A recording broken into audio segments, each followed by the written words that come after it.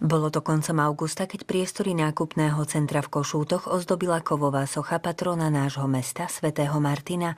Tento symbol dobra, pomoci a solidarity pútal pozornosť a nad dielom zhotoveným mladým českým umelcom Jakubom Čavojom mnohí uznanlivo vyjadrili obdiv a rešpekt. No je to super. Je to nádherné dielo. Super krásne. Áno. Je to krásny umelecký kousek. Krásne je to. Krásne, veľmi sa mi to páči. Že je to pekné, lebo je to predsa len symbol nášho mesta. Od augusta nestihlo pretiec veľa vody a už kúsok od sochy svätého Martina bolo osadené ďalšie dielo pochádzajúce z rúk českého umelca.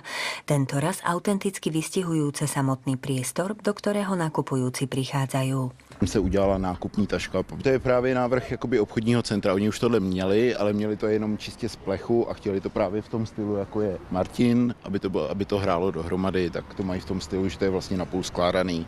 V nákupní tašce je jabko, sýr, bagety a mlíko. Bylo to vlastně rozbitý těma dvěma barvama navíc, aby to bylo zajímavý. Ta taška ještě není hotová. Do té mezery vlastně se bude dělat logo, který se pak dá i podsvítit a další věci. Tak identifikujem to ako nejakú nákupnú tašku, takže asi to je spojené s týmto miestom, kde sa chodí na nákupy, takže niečo také typické tu. Ale pekné. Také spestrenie. Tu novú som si všimol až dneska, ale ako, neviem, tým, že to nezavadzia nikomu, takže nemá to nejaký... Ale tým, že to niečo zvýrazňuje, takže v pohode. Není to môj vkus. Tak akože ten Martin Svätý ešte ako tak, ale tá taška nákupná, tak akože chápem, prečo to tu je, ale není to presne môj šalek kávy. Aj to symbolizuje tak tie nákupy pre tých občanov. Čiže myslím si, že to je správny krok. Na tomto ste prišli, takto ste to doviezli, na tom vozíku? No, na tom vozejku, no.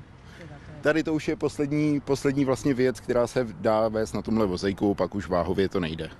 Jo, koně jsem taky odvést na tomhle vozejku s tím, že vlastně půlka byla na autě, abych rozložil nějak váhu a taky to bylo dost... Vešel jsem se o 20 cm pod tunely, takže bylo to dost zajímavý.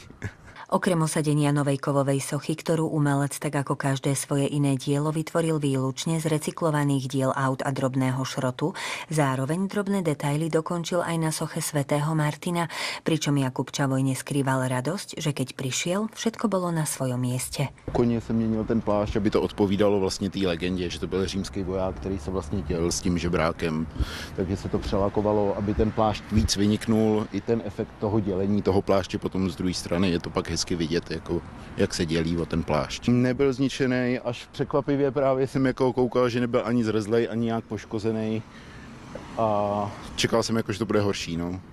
Nebo varovali mě předtím, že tady to jako může dostat hodně a víceméně se nestalo nic. No. Ako určite, mne sa to páči, ako využitie vlastne toho materiálu takého, ktorý teda nadlho sa rozkladá, keď to tak vezmeme, že z hľadiska takého environmentálneho, ale inak ako umelecké dielo je to krásne, je to veľká zručnosť určite, keď to niekto dokáže. Je veľmi šikovný a naozaj krásne dielo.